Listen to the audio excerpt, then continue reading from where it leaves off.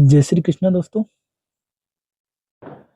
कल के लिए फ्राइडे निफ्टी के एनालिसिस करते हैं अपन। जो जिसने कल वीडियो देखा होगा उसको आज ट्रेडिंग करने में काफ़ी मज़ा आया होगा। जैसा कुछ बोला था, मतलब कि मार्केट थोड़ा गैप अप हो सकता है, उसके बाद में सेलिंग आएगा और सेलिंग जैसा आया और एक अच्छा प्राइस एक्शन मैंने लेवल्स दिया था। आप देखोगे तो मैं कल की चर्चा कर लेता हूँ। पहले आज की बात करते हैं, फिर देखते हैं कल, है ना। अब मैंने ऑलरेडी लेवल्स ड्रा कर रखे हैं, तो इसलिए मैं आज की बात कर लेता हूँ पहले। कल क्या होने वाला मार्केट में देखते हैं। चलो, नो ट्रेडिंग जोन जो मैंने ये वाला आप देख रहे होगे, नो ट्रेडिंग जोन में लिख रखा। ये जोन है जो आप देखोगे तो 26,170 से लेके और जो आज का हाई है 26,250, ठीक है, ये वाला जोन, ठीक है। इस जोन में तब तक मार्केट रहता है, थोड़ा रिस्की होगा। अब ये हो सकता है मार्केट कल थोड़ा बहुत गैप अप हो हल्का सा, जैसे मान लेते हैं। अब देखो ऑल टाइम हाई क्या है मार्केट का, अगर निफ्टी का देखा जाए तो ये वाला, जो ये वाला ट्रेड लाइन है ना, ये ऑल टाइम हाई का है 26,277 के आसपास, ये वाला है ना। तो इस जोन जैसे मार्केट यहाँ होगा, मान लेते हैं थोड़ी सेलिंग आए और आने के बाद मार्केट थोड़ा नीचे आ जाए। आने के बाद या तो क्लोजिंग, ये आप एक चीज देखते होगे, मार्केट की क्लोजिंग है ना वो भी सपोर्ट का काम करती है। ये भी मैं आपको बता दूं, एक जो मार्केट का क्लोजिंग होता है ना वो एक सपोर्ट का काम करता है। हो सकता है इस जोन में आए अपने नो ट्रेडिंग जोन में, उसके आने के बाद नो ट्रेडिंग जोन में एक अच्छा प्राइस एक्शन बनाए, फिर उसको ब्रेक करे और फिर आप अपसाइड में एक अच्छे लेवल्स देख सकते हो। ऐसा कुछ हो सकता है, ऑल टाइम हाई के पास में है मार्केट, या फिर मार्केट फ्लैट ओपन हो तो थोड़ा रिस्की रहेगा, क्योंकि मान लेते हो अपसाइड जाए जहाँ फ्लैट ओपन हो मार्केट, इसी जगह 26,200 यहाँ कहीं ओपन होता है इस जोन में, नो ट्रेडिंग जोन में। तो यहाँ थोड़ा सा वेट कर लेना आराम से, कोई जल्दबाजी नहीं करना, वेट करके फिर ट्रेड प्लान करना। अब इसमें अपसाइड के लिए सबसे इंपॉर्टेंट जोन होगा अपने लिए 26,277, ये वाला जोन 15 मिनट का प्राइजेक्शन के साथ ब्रेक हो। 5 मिनट पे या 1 मिनट 2 मिनट पे प्राइजेक्शन फॉलो मत कर लेना, साथ में डाटा को भी देखना आप, है ना। उसके बाद में यहाँ 15 मिनट में या आधा घंटे में कोई अच्छा प्राइजेक्शन बने इस जोन में, और फिर ये ब्रेक हो हाई, कौन सा 26,277 वाला, ये वाला हाई ब्रेक हो, उसके बाद आपको सेफ ट्रेड मिलेगी अपसाइड में, ठीक है। पर अच्छा प्राइजेक्शन से ब्रेक हो, ऐसा नहीं कि आप छोटा सा कोई नॉर्मल बना, इसके लिए आपको इतना नॉर्मल ध्यान होगा, प्राइजेक्शन और साथ में डाटा को फॉलो करना और फिर आप ट्रेड प्लान करना, अच्छा रिस्क रिवार्ड आपको मिलेगा अपसाइड में। क्योंकि एक चीज ये और होगी कि मार्केट ऑल टाइम हाई लगाएगा निफ्टी, हो सकता है कल कंफर्म लगा देना चाहिए कि निफ्टी ऑल टाइम हाई अपना जो ये वाला था पिछला 26,277 का ये हाई था। आज मार्केट ने बहुत अच्छी मूव दिया, ऑल टाइम हाई को तो नहीं टच कर पाया पर लगभग चला गया था वहां तक, है ना। अभी ये तो ऑल टाइम हाई ब्रेक करता है, उसके बाद में क्या होता है, उसके बाद में लेवल्स मैं आपको बता दूं सिंपल। अब ऊपर कुछ भी नहीं होगा, पिछला कोई मार्केट गया हुआ नहीं है, तो जो भी बनेंगे नए लेवल्स बनेंगे। तो इसके लिए अब आपको सिंपल क्या चीज फॉलो करनी है। अब यहाँ जो रेसिस्टेंस होंगे, जैसा हो गया जो लेवल्स 100, जो लेवल्स होते हैं 100 200, ठीक है, 300 400 500, ऐसा जो 100 का जोन होता है ना, मतलब समझ रहे हो, वो रेसिस्टेंस का काम करेंगे आप।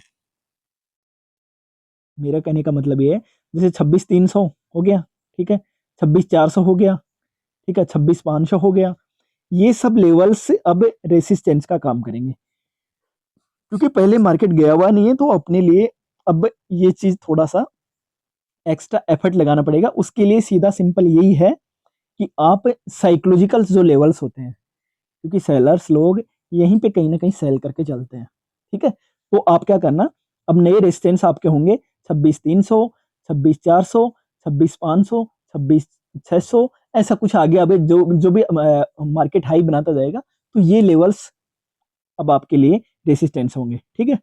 अब नीचे के लिए डाउन साइड में अगर अपना सपोर्ट की बात करें अपन, नो ट्रेडिंग जोन टूटता है, लगता है कि नो ट्रेडिंग जोन टूट जाता है और फिर इस जोन से ब्रेक होता है, तो डाउन साइड में मैं 2600 का ये वाला इतना लगभग 70 पॉइंट के आसपास, ये वाला डाउन में ट्रेड प्लान करने का कोशिश करेंगे, अगर ये होता है तो, ठीक है। 26,100 का पहला सपोर्ट होगा अपना 26,100। ये नो ट्रेडिंग जोन अच्छे से प्राइस एक्शन के साथ ब्रेक होता है, तो ये पहला ये होगा 26,100।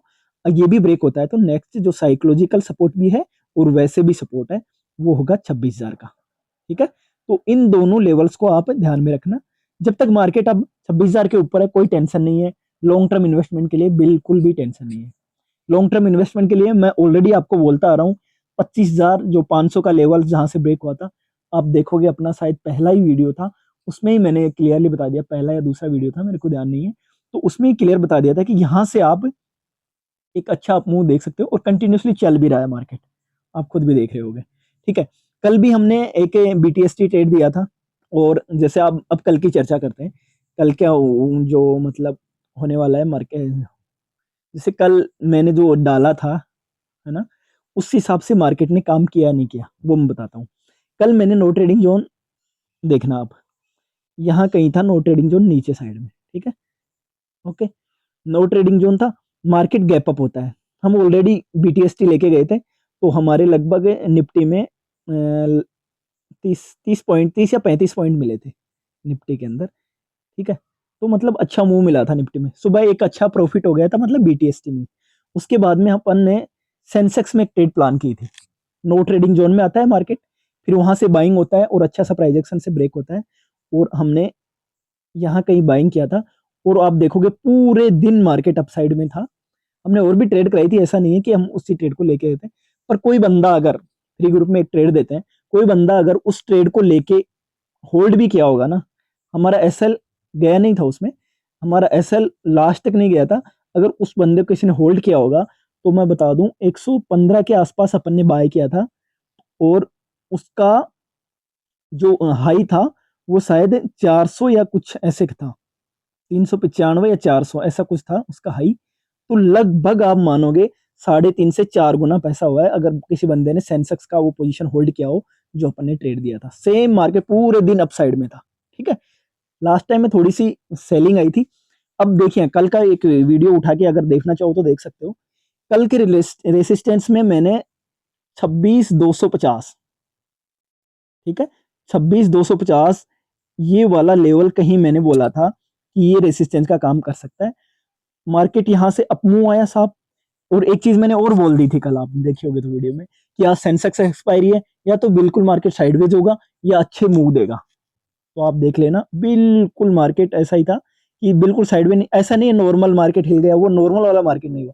हाँ हो सकता है कल का मार्केट ऐसा हो, क्योंकि एक मार्केट ने अच्छा मुंह दे दिया तो हो सकता है अब मार्केट में थोड़ा सा रुकावट या हल्की फुल्की, इतना वो जैसे आज बढ़ा है ना मार्केट, इतना इस हिसाब से ना बढ़े, है ना, तो ये हो सकता है मार्केट में। अब एक चीज है, कल मार्केट ऑल टाइम हाई शायद ब्रेक कर देगा। अब मैंने इस चीज को आपको ध्यान रखना है, मेन जो इंपॉर्टेंट चीज ये है कि आपके लिए अब जो रेसिस्टेंस होंगे सारे साइकोलॉजिकल होंगे, इस चीज को आप डीपली ध्यान रखना। लॉन्ग टर्म इन्वेस्टमेंट कर रहे हो कोई दिक्कत नहीं है मार्केट में, लॉन्ग टर्म इन्वेस्टमेंट की प्लानिंग आराम से चलने दीजिए, होल्ड करिए आप अच्छे शेयर्स में।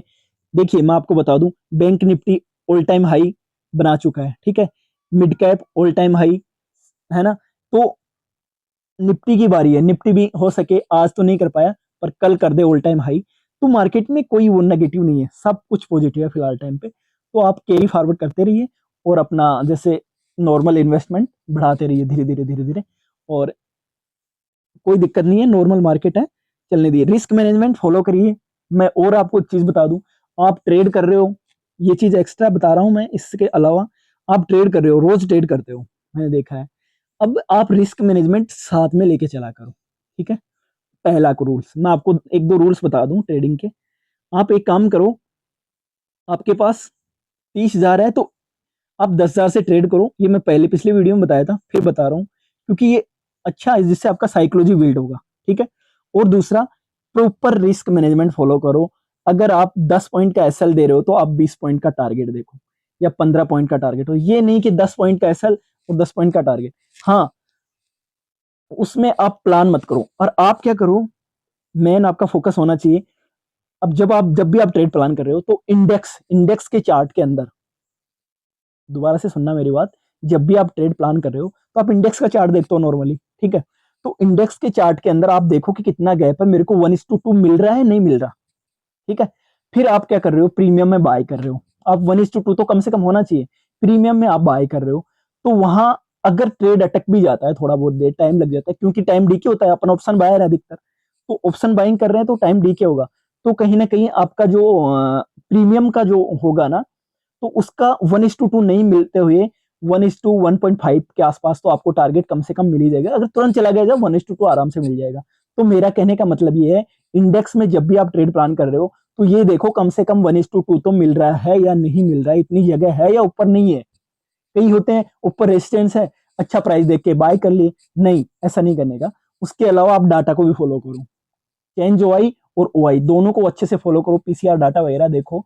उसके अलावा आप ये देखो कि बड़े सेलर्स लोग कहाँ पे एक्टिव हैं, ये सारी चीजें देख के और फिर ट्रेड प्लान करो। इसलिए मैं बोलता हूँ सीखना काफी जरूरी है मार्केट में, है ना। और आराम से देखते रहिए और सीखते रहिए, कोई दिक्कत नहीं है। रेगुलरली आपको वीडियो मिल ही रहा है, पूरा वीडियो देखा करो, जिससे है ना आपका नॉलेज इंप्रूवमेंट होगा। मैं कुछ ना कुछ डेली एक्स्ट्रा एफर्ट देने की कोशिश करूंगा। और जो हम सिखाते हैं मैं आपको बता दूं, जैसे हमारा लर्निंग का भी क्लासेज होती हैं, हमारी लर्निंग की क्लासें हर संडे को होती है, ठीक है। हर संडे या सैटरडे जैसे वीकेंड पे होती है, क्योंकि ये होता है हम हर दिन अपन ट्रेडिंग करते हैं, तो उस हिसाब से रोज क्लास रखना इम्पॉसिबल है। तो हमारा जैसे क्लासों का सिस्टम होता है कि हम संडे या सैटरडे में एक दिन क्लास रखते हैं। जैसे हमारे प्रीमियम मेंबर जो भी हैं उनको पता है, काफी दिनों से चलता आ रहा है, 2-3 साल हो गए। तो आप देखते आ रहे होगे कि जो हमारे क्लासेज होते हैं संडे या सैटरडे में होते हैं, तो उस दिन हम पूरा मार्केट का वीकली और उसके अलावा जो से हम जीरो से सिखाते हैं। सिखाने का ये है कि जैसे शुरुआत हो गया नॉर्मल, कि मार्केट क्या है, कैसे क्या काम करता है, इसको क्या कुछ होता है, नॉर्मल कुछ भी नहीं जानते आप मार्केट में, इससे भी कुछ भी नहीं जानते। फिर उससे स्टार्ट होता है आईपीओ से, स्टार्ट होता है नॉर्मली, स्टार्ट होता है आईपीओ से। आईपीओ से चल के होता है mutual fund, SIP, ETF, SWP. फिर अगर नेक्स्ट ईटीएफ फंड्स, ठीक है, वो रेगुलरली बताया जाता है। फिर उसके बाद में स्टॉक्स, स्टॉक्स का फंडामेंटल, फिर टेक्निकली, फिर हो गए अपने फ्यूचर ऑप्शन में, जैसे जैसे हो गया स्टॉक्स में अपन इंट्राडे करते हैं, वो कैसे क्या करते हैं, ठीक है। कई हो गया जैसे, फिर हो गया ऑप्शन बाइंग, फिर हो गया ऑप्शन सेलिंग, फिर हो गया ऑप्शन हेजिंग, सारा कुछ सिखाते हैं। जिसको अगर कोई इच्छुक हो बंदा, जो भी उसको चाहिए डीपली नॉलेज लेने के लिए, और आराम से मस्त वाला प्राइजेक्शन, प्राइजेक्शन में तो हम नॉर्मली प्राइजेक्शन तो होता ही है, सपोर्ट रेजिस्टेंस कैसे क्या निकालते हैं, ये लेवल्स कैसे क्या निकालते हैं, एक जैसे एसएमसी स्मार्ट मनी कंसेप्ट कैसे क्या काम करता है। जैसे एसएमसी में क्या हो गया, चेंज ऑफ कैरेक्टर, है ना, चेंज ऑफ कैरेक्टर, और इसके अलावा लिक्विडिटी स्वीप वगैरह होता है ना। उसके अलावा जैसे हो गया, आप एक चीज देख रहे होगे ऑर्डर ब्लॉक, है ना, एफवीजी, फेयर वैल्यू गैप, ये सब क्या होते हैं, ये सब बहुत अच्छे से काम करती हैं। अगर आप मल्टीपल कंफर्मेशन लेते हो ट्रेडिंग में, जब भी कर रहे हो, आपको इंप्रूवमेंट करना पड़ेगा अपने आप में, है ना। उसमें आपको मल्टीपल कंफर्मेशन लेने पड़ेंगे कि मैं एफवीजी भी यूज कर रहा हूँ, ठीक है। उसके अलावा जैसे हो गया नॉर्मली और भी चीज देखे जाए, तो मैं आपको बता दूं, जैसे होता है एफईजी, लोगों को पता ही नहीं है कैसे क्या होता है, ठीक है। एफईजी, ऑर्डर ब्लॉक, ये स्मार्ट मनी के टूल्स हैं। ऑर्डर ब्लॉक, इनको आप यूज करो, है ना, मल्टीपल टाइम फ्रेम में देखो, है ना। उसके अलावा जैसे liquidity sweep, SL hunting market में होता है, ठीक है। आप देखो सेलर्स, जहां पे बायर लोग बाय कर रहे हैं, तो वहां पे एसएल हंटिंग कहाँ हुआ है मार्केट में, उस चीज को ध्यान रखो, ठीक है। तो एसएल हंटिंग कहाँ कुछ होती है, उस चीज को भी ध्यान रखना आपको। और इसके अलावा कई सारे और भी हैं। जैसे नॉर्मल आप टाइम फ्रेम को यूज कर रहे हो, मल्टीपल टाइम फ्रेम पे आप वो करो, उसका एनालिसिस करो। अब मल्टीपल में क्या हो गया, डेली टाइम फ्रेम करो। अगर आप इन्वेस्टमेंट कर रहे हो, वीकली में भी देखो, मंथली में भी देखो, क्या कुछ चल रहा है, उस हिसाब से फिर ट्रेड प्लान करने की कोशिश करो। अब जैसे कई लोग ये होते हैं, स्टॉक्स बाय कर रहे हैं, मैंने बहुत बार देखा है, स्टॉक्स बाय कर रहे हैं, स्टॉक्स के अंदर काम कर रहे हैं, तो स्टॉक्स में डेली टाइम फ्रेम देख ली और इन्वेस्ट करके बैठ गए, नहीं, कभी नहीं करना ऐसा। उसको मंथली टाइम फ्रेम पे रीड करो, डेली पे, वीकली पे करो, और फिर डेली टाइम फ्रेम पे फिर वहां पे एंट्री प्लान करो आप, तो आपको अच्छा रिवार्ड मिलने का चांसेस रहेगा, ठीक है। दूसरा, जब भी आप इन्वेस्टमेंट कर रहे हो शेयर्स के अंदर, मैं बता दूं, जब भी आप इन्वेस्टमेंट कर रहे हो, तो एक चीज आप ध्यान रखना कि उसका फंडामेंटल आपको कंफर्म पता होना चाहिए। फंडामेंटल कैसे क्या देखते हैं, वो सारा कुछ, जैसे इसमें प्रमोटर होल्डिंग्स वगैरह कितनी क्या है, इसका पी रेशियो कितना है, सारा कुछ, जैसे पी क्या है, ठीक है। इसका जैसे अर्निंग क्या क्या है, कैसे क्या निकालते हैं, सारा कुछ देख के उसके बाद में आप फंडामेंटली क्लियर हो जाओ डेप्थ में कितनी क्या है।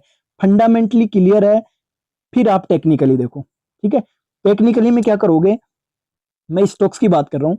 टेक्निकली में आप जाके करोगे, फिर सीधा एक काम करना टेक्निकली में, monthly time frame, weekly time frame और फिर daily time frame. Daily time frame पे एंट्री बनाओ, ठीक है, पर उससे पहले ये क्लियर कर लो कि फंडामेंटली शेयर काफी स्ट्रॉन्ग है। फिर आप अगर शेयर में इन्वेस्टमेंट करोगे कोई भी दिक्कत नहीं है। आप देखना लॉन्ग टर्म में मार्केट कभी कभी ऐसा होगा, अगर इस ये सारा चीज निकाल लिया ना आपने, तो कभी कभी ऐसा होगा कि मार्केट में आप देखोगे गिरावट चल रही है पर आपका शेयर चल रहा है। और कभी भी जो एक और चीज और बता दूं मैं आपको, कभी भी 52 वीक लो होते हैं ना शेयर्स, ठीक है, 52 वीक लो, उन शेयर्स पे आप बिल्कुल भी इग्नोर कर दिया करो इन्वेस्टमेंट के पे। ये मत देखो कि ये गिरा हुआ है, अरे आप ये सोचिए ना वो गिर रहा है तो इसका मतलब कोई तो वजह होगी ना, इसलिए गिर रहा है। ठीक है, तो इस वजह से मैं इसको कभी भी नहीं लेता। जो 52 वीक लो पे चलते हैं शेयर्स, उन पे कभी मत घुसना। आप जितना हो सके 52 वीक हाई पे वाले जितने शेयर्स है ना, उनमें देखना है ना। 52 वीक हाई जो ऑल टाइम हाई के आसपास हो, उन शेयर्स पे ज्यादा फोकस करना और अच्छा प्राइस करना। क्योंकि आप देखना कि आप एक चीज देख रहे होगे, कई शेयर्स अभी भी मतलब ऑल टाइम हाई पे हैं, एक एक साल में मतलब अच्छा खासा रिटर्न दिया, 50%, किसी ने 100%। ठीक है, तो एक बात सोचिए यार, अभी मार्केट अपनी निफ्टी ने कोई रिटर्न नहीं दिया एक साल में, मान लेते हैं, ठीक है, पर इस शेयर्स ने 50% बना के दिया। तो कुछ तो बात है ना इस शेयर्स में कि इसने 50% बना के दिया। जब सब टूट रहा था, कुछ भी नहीं चल रहा था, तब भी ये रिटर्न दे रहा है मतलब कोई शेयर्स, तो इसका मतलब कुछ ना तो अच्छा है ना।